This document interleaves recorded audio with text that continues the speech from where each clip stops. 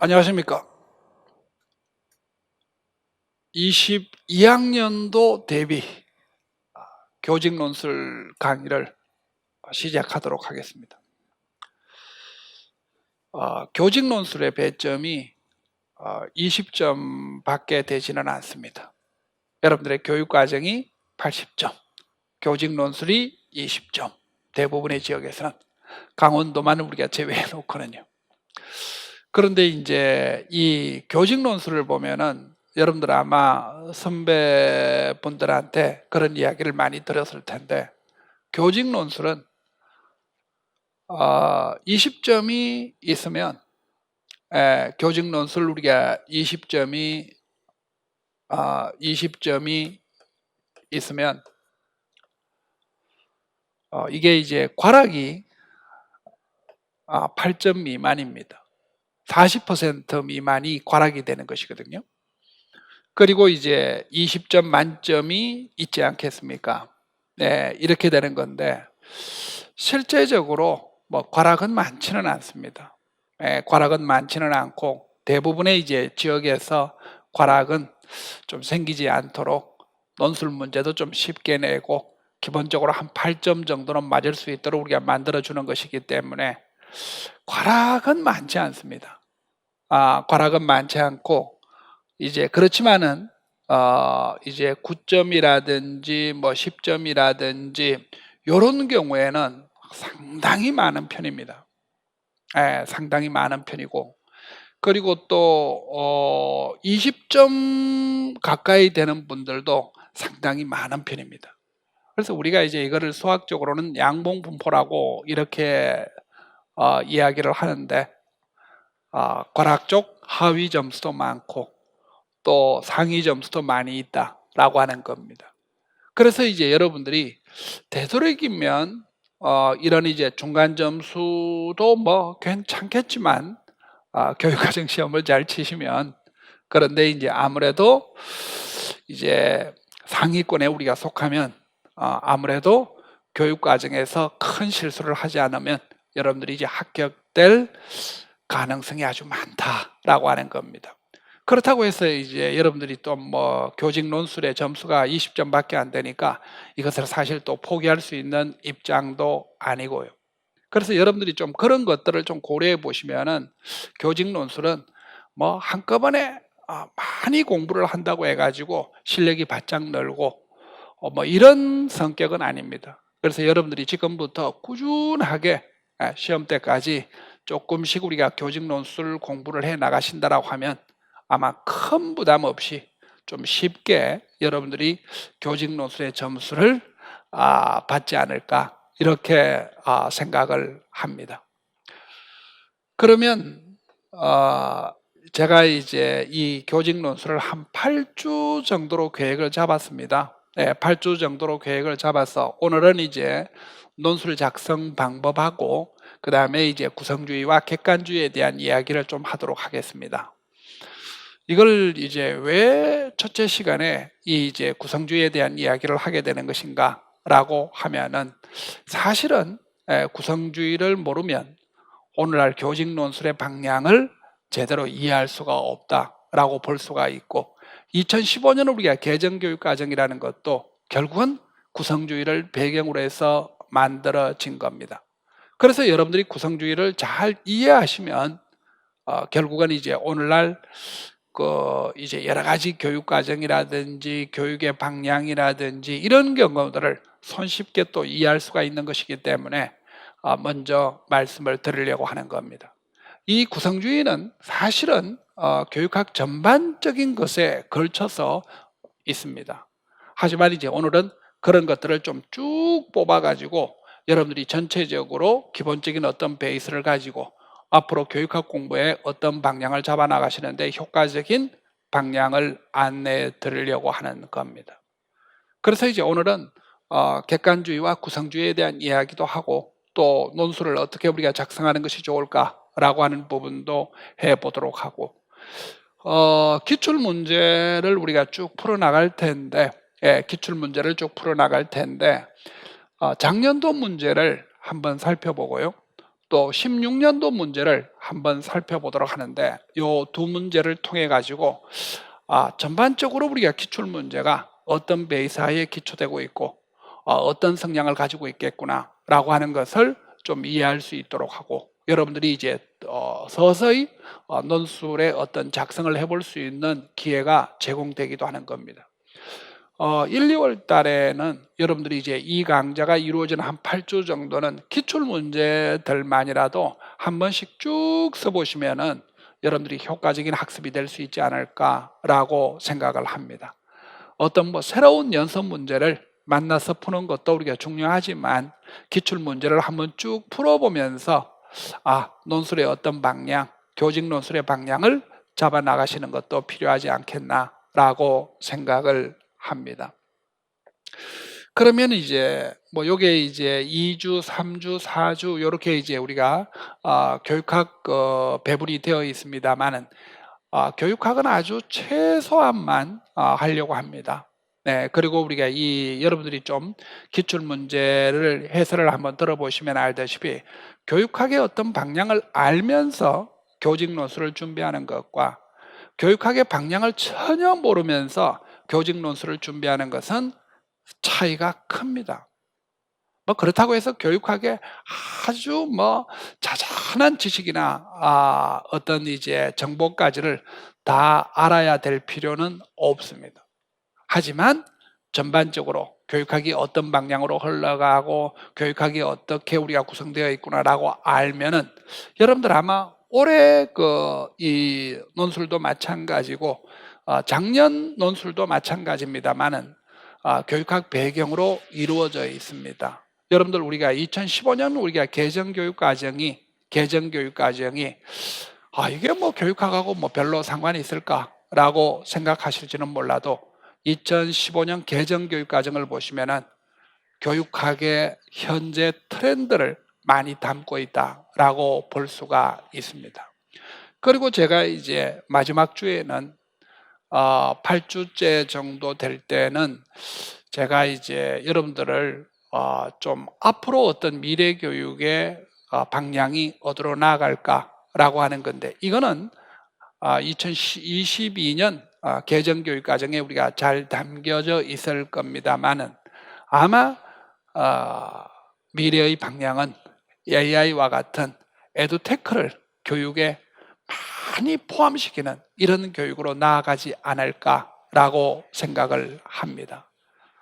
그래서 아마 이런 경우를 우리가 좀 통해 가지고 올해 논술이 어떻게 출제가 될까라고 하는 방향도 한번 점검해 보시면은 좀 더 효과적인 점검이 될 수 있지 않을까라고 생각을 합니다.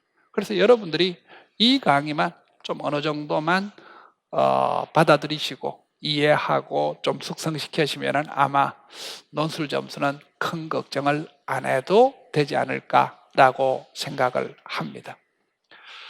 어떻든 이제 이 부분은 조금은 우리가 변동이 될 수는 있겠습니다만은 전반적으로 이런 방향으로 우리가 나아가도록 하고, 아무래도 이제 우리가 학교 교육과 밀접한 관계를 가지고 있는 게 교수 방법론, 교육과정, 교육평가, 교육행정이기 때문에 이런 것들은 늘 우리가 기초적인 베이스를 이룰 가능성이 아주 많습니다. 그래서 그런 이제 어떤 방향을 잡아서 1, 2월에 이 논술의 어떤 기본 강의를 해 나갈 생각입니다.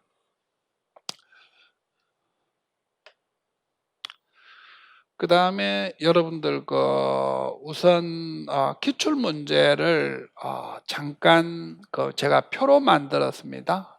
표로 만들어서 기출 문제를 한번 쭉 제가 이제 정리를 해 놓은 부분이거든요.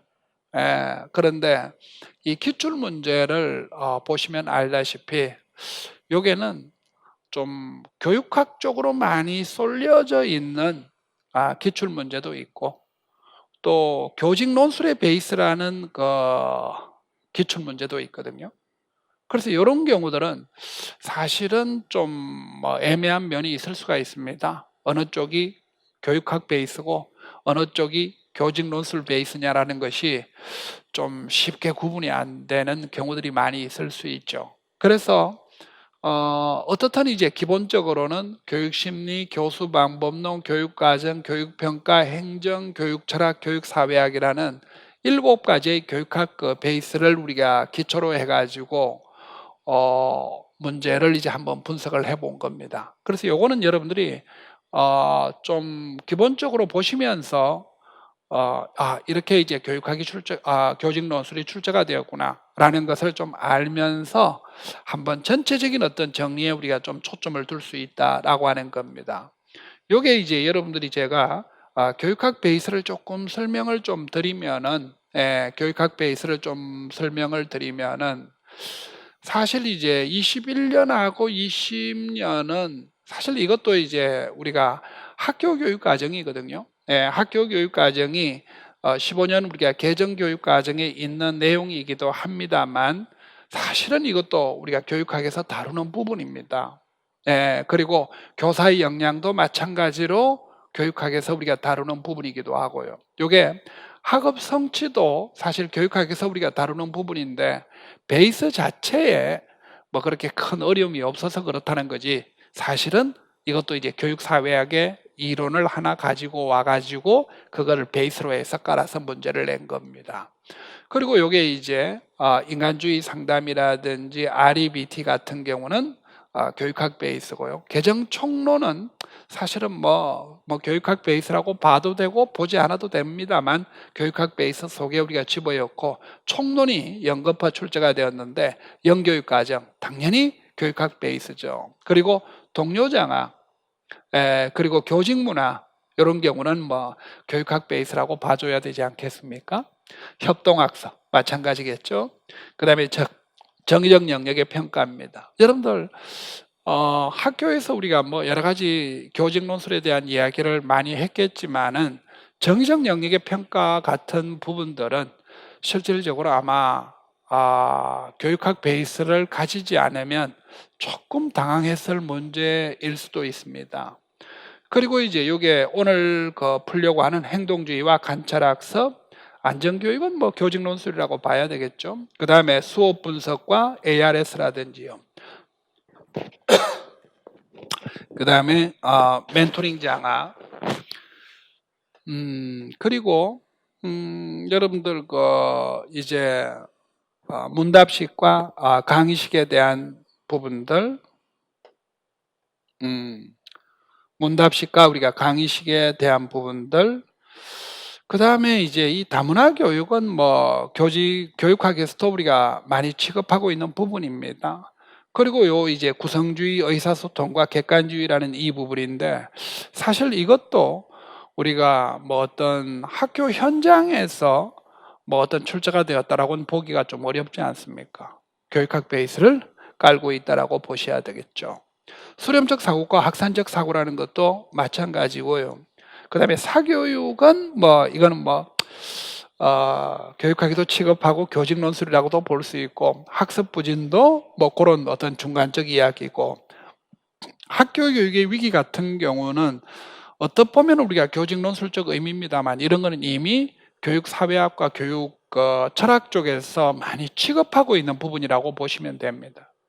그래서 좀 제가 이제 뭐 아무래도 교육하고 친하다 보니까 교육학 쪽으로 많이 설명을 드린 겁니다만, 제가 드리고자 하는 경우는 교육학 베이스를 우리가 알지 않으면 교직 논술에 좀 불안감이 좀 커진다는 겁니다. 교직 논술의 불안감이 커질 수밖에 없다는 거죠. 그래서 여러분들이 너무 많은 교육학을 하실 필요는 없고, 제가 볼 때는 교직 논술을 좀 적절하게 쓰고 교직 논술의 문제를 정확하게 파악하는 정도의 교육학 배경 지식은 필요하지 않을까라고 보는 겁니다. 그래서 이제 그런 입장인데, 여기서 이제 보시다시피 좀 전에도 제가 말씀드렸다시피 교육학은 크게 7개의 파트로 구성이 되어 있다라고 볼 수가 있는 거죠. 그래서 첫 번째는 교육심리입니다. 여기는 생활교육까지를 포함한 교육심리를 이야기하는 거죠. 교육심리입니다. 그리고 두 번째는 교수학습 방법입니다. 주로 이제 교수 방법론을 취급하는 부분이라고 볼 수가 있는 거죠. 그 다음에 이제 교육 과정입니다. 사실 이게 범위는 얼마가 되지 않지만 교육 과정이 우리가 시험 문제가 많이 출제가 되거든요.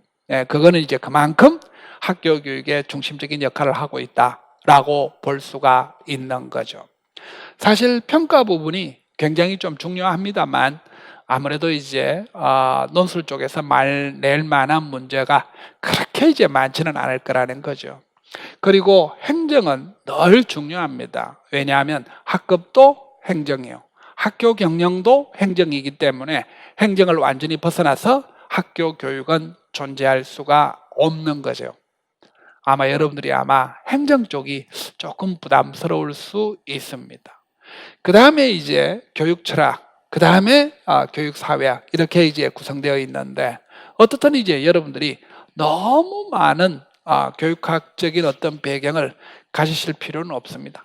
아주 잔챙이 같은 이런 것들은 저는 별로 그렇게 큰 의미가 없다라고 보고, 또 학교 교육에 우리가 교육학 이론을 어떻게 우리가 실천하느냐라는데 좀 더 많은 포인트를 두고 있기 때문에 실용적인 면, 실천적인 면에 좀 더 우리가 중점을 두면서 해 나갈 생각입니다. 자, 그러면 이제 전반적으로 교직 논술의 어떤 기출 문제는 여러분들이 우리가 하나하나 해 나가면서 그때그때 우리가 좀 이야기를 해 나가면 좀 더 나아지지 않을까라고 생각을 하는 겁니다. 여러분들한테 그 밴드 링크를 걸어 드릴 겁니다. 그래서 여러분들이 이제 밴드에 들어오셔 가지고 밴드를 어떻게 좀 활용해 나가느냐라고 하는 문제를 제가 한번 여러분들하고 같이 좀 해보려고 합니다. 여러분들이 이제 매일매일 공부하는 시간을 스탑워치로 찍고요. 그러니까 아침에 이제 공부 시작하는 시간에 스탑워치를 누르고, 또 쉬는 시간에 스탑워치를 좀 끄고, 또 공부를 시작하면 스탑워치를 누르고, 이런 식으로 꾸준하게 하루에 공부하는 시간을 스탑워치로 찍습니다. 그러면 이제 저녁에 공부를 다 마치면 자기가 얼마나 공부를 했다는 것을 알 수 있지 않겠습니까? 그러면 여러분들이 그 스탑워치를 찍어서 자기 밴드의 사진첩에다가 올려놓습니다. 그리고 일주일 동안 여러분들이 이제 월요일에서부터 일요일까지 일주일 공부를 여러분들이 다 이제 좀 정리를 하는 거죠. 월요일 날 8시간, 화요일 날 5시간, 이런 식으로 이제 쭉 정리를 하면 됩니다. 그렇게 해가지고 일주일에 총 공부 시간을 이제 50시간 25분 정도를 했다라고 하면 50시간 25분, 60시간 20분, 이런 식으로 해서 제가 댓글을 올리라는 부분을 띄울 겁니다. 일요일 날. 그러면 이제 여러분들이 주당 공부 시간을 그 댓글에다가 올려놓으시면 제가 일주일 동안에 공부를 가장 많이 하신 분에게 상품권을 한 장 보내드리려고 합니다. 요 상품권은 여러분들 유명한 백화점 상품권 이런 건 드릴 수가 없고, 커피를 간단하게 마실 수 있다든지, 또는 이제 제과점에서 우리가 빵을 좀 사 드실 수 있다든지, 이런 아주 소금액의 상품권을 한 장씩 드리려고 합니다. 그래서 일주일 중에서 가장 공부를 많이 하신 선생님에게 상품권을 주면서 좀 동기도 유발하고, 또 다른 분들의 어떤 좀 공부도 유도해 나가는 이런 이제 장을 좀 마련할까라고 생각을 합니다. 그래서 요거는 사실 선택 사양입니다. 선택 사양이기 때문에 여러분들이 꼭 안 하셔도 상관은 없는데 한번 해보시면 아마 여러분들 이제 교직 논술이나 교육과정 공부에 기본적인 틀이 탁 잡힐 수가 있습니다. 아무래도 우리가 이제 1, 2월 달 시작을 하면서 공부의 어떤 틀을 만드는 것이 굉장히 좀 중요하거든요. 교직 논술뿐만 아니라 교육과정도 마찬가지입니다.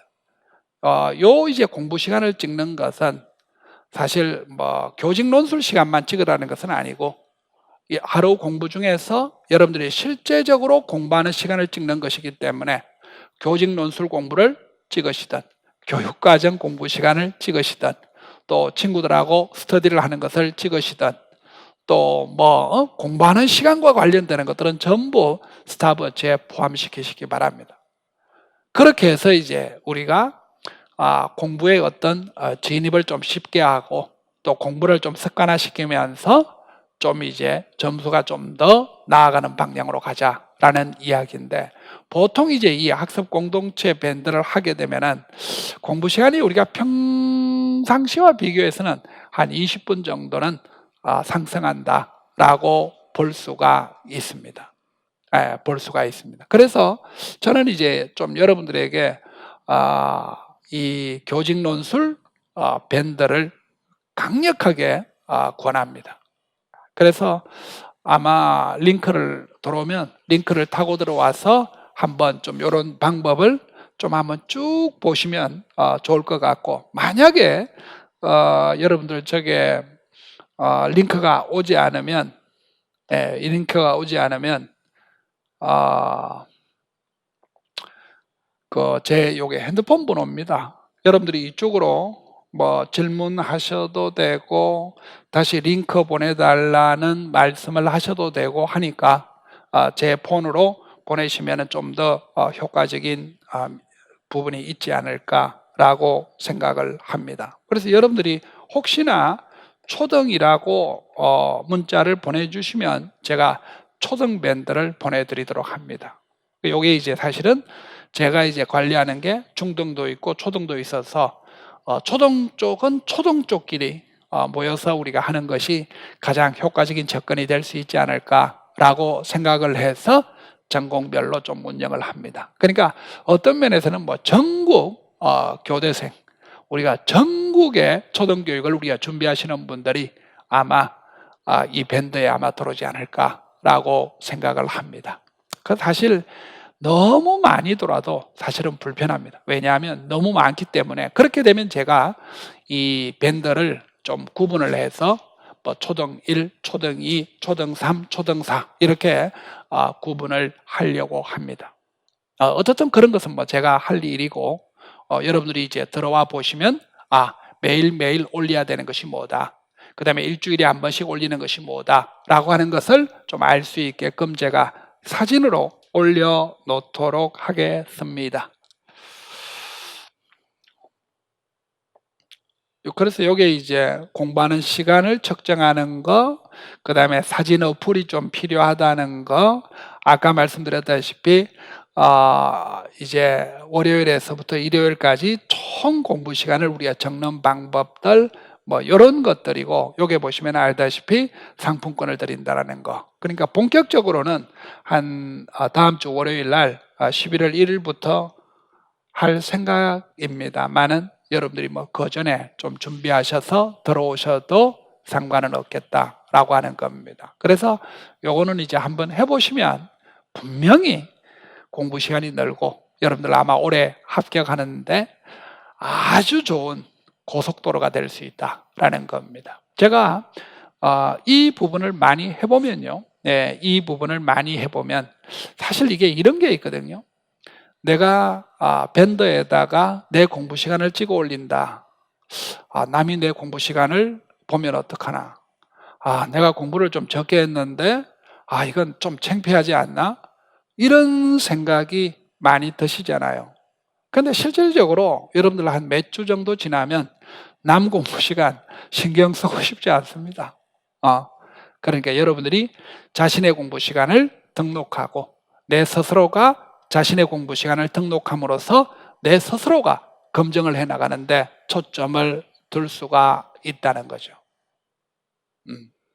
그러면서 이제 여러분들이 공부에 대한 어떤 탄력도 붙고 또 공부에 대한 어떤 자기 검증의 시간, 성찰의 시간을 가질 수가 있다라는 겁니다. 꼭 한번 해보시기를 권합니다.